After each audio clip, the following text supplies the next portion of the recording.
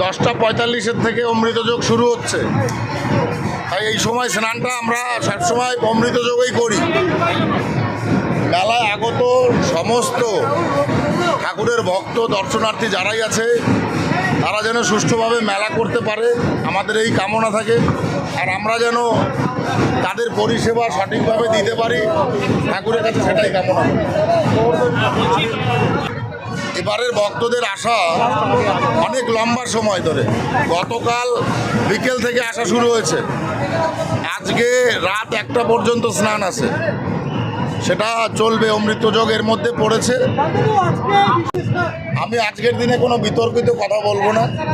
আজকের এই সময়টা আমরা অন্যভাবে পালন করি, তো যারাই আজকে এখানে আসছেন তারা ঠাকুরের মানে সেই